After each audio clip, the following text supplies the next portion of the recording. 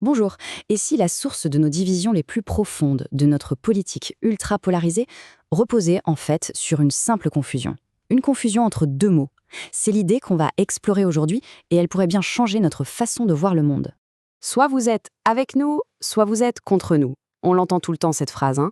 En politique, c'est devenu la norme. Soit t'es de gauche, soit t'es de droite, libéral ou conservateur. Bref, c'est une vision du monde en noir et blanc. La vraie question, c'est pourquoi est-ce qu'on s'obstine à voir les choses en noir et blanc, alors que le monde est si riche, si coloré. Même l'idée de nuances de gris semble un peu limitée, non? Alors aujourd'hui, on va essayer de creuser pour trouver la racine de ce problème. En fait, le cœur du problème, c'est un piège mental. C'est notre tendance à voir le monde de manière discrète. Et ça nous enferme dans des boîtes de pensée super rigides. Alors discret, qu'est-ce que ça veut dire exactement? Un élément discret, c'est quelque chose de séparé, qu'on peut compter un par un. Pensez à quelque chose qui n'est pas du tout continu, qui ne se mélange pas. Donc, quand on pense de manière discrète, on traite tout comme des unités bien séparées. Chaque chose existe dans sa propre bulle et on met l'accent sur ce qui les sépare. C'est comme les nombres entiers en maths. 1, 2, 3, il n'y a rien entre eux. Ou les cases à cocher dans un sondage. Chaque choix est une boîte bien nette, sans aucune zone de flot. Et c'est là que ça devient très concret pour notre société. On prend des identités humaines qui sont hyper complexes et on les réduit à des étiquettes simples et séparées. Libéral, conservateur. Mais ce mécanisme, c'est aussi le moteur du racisme, du sexisme, du classisme. Ce mode de pensée nous pousse à créer des catégories étanches, des frontières rigides, un nous contre un eux, là où il n'existe en réalité qu'un spectre fluide et totalement interconnecté d'humanité. Et cette phrase, elle résume ça à la perfection. La politique a creusé un fossé entre nous pour essayer de nous rendre discrets, nous transformant en nombres entiers, en simples chiffres. On n'est plus des individus uniques, on devient juste des points de données, faciles à compter, et surtout, faciles à opposer. Bon, si la pensée discrète est le piège, alors c'est quoi l'alternative? Eh bien, le héros de notre histoire, si on veut, c'est le concept de distinction. Alors, la distinction, qu'est-ce que c'est? C'est être clairement différent. Et là, la nuance est capitale.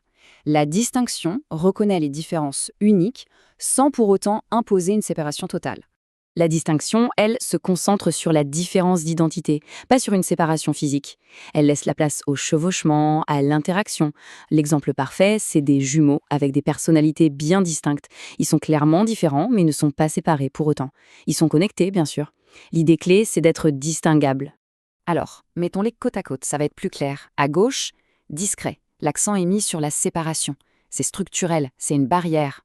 À droite, distinct. L'accent est mis sur la différence. C'est conceptuel. Les choses peuvent être différentes tout en étant profondément connectées.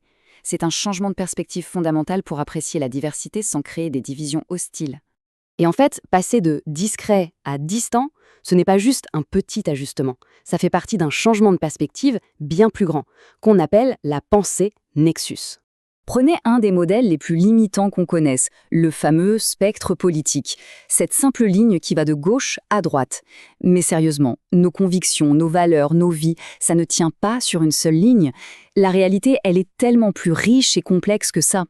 Comme le dit cette citation, nous devons évoluer pour voir en plus de dimensions, avec plus de degrés de liberté et en couleur vive. Parce que franchement, rester coincé dans une vision binaire, c'est un peu comme avoir la vision limitée de certains reptiles. On a un cerveau qui a évolué, alors servons-nous-en pour percevoir toute la complexité du monde. Alors, cette pensée Nexus, c'est quoi au juste? C'est une façon de voir à la fois la forêt et les arbres. Elle se concentre sur les liens, sur les connexions cachées, sur les racines qui lient tout ensemble. Elle permet de voir que chaque arbre est bien distinct, avec ses propres caractéristiques, mais qu'il n'est jamais discret, jamais complètement séparé de l'écosystème. C'est une compétence de survie en fait, pour comprendre le tableau dans son ensemble. Bon, tout ça c'est bien beau, mais concrètement, comment on sort de ce piège du noir et blanc? Qu'est-ce qu'on peut en tirer pour notre vie de tous les jours? Finalement, l'objectif, il est parfaitement résumé ici. Voir l'image entière en couleur vive plutôt que seulement les parties séparées. Il s'agit simplement d'utiliser nos incroyables capacités cognitives pour percevoir la réalité dans toute sa richesse, son interconnexion et toutes ses couleurs.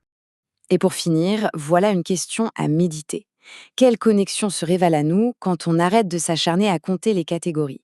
En appliquant ce nouveau modèle mental, on pourrait bien se rendre compte que les frontières qu'on croyait si solides, eh bien, ne sont peut-être qu'une illusion.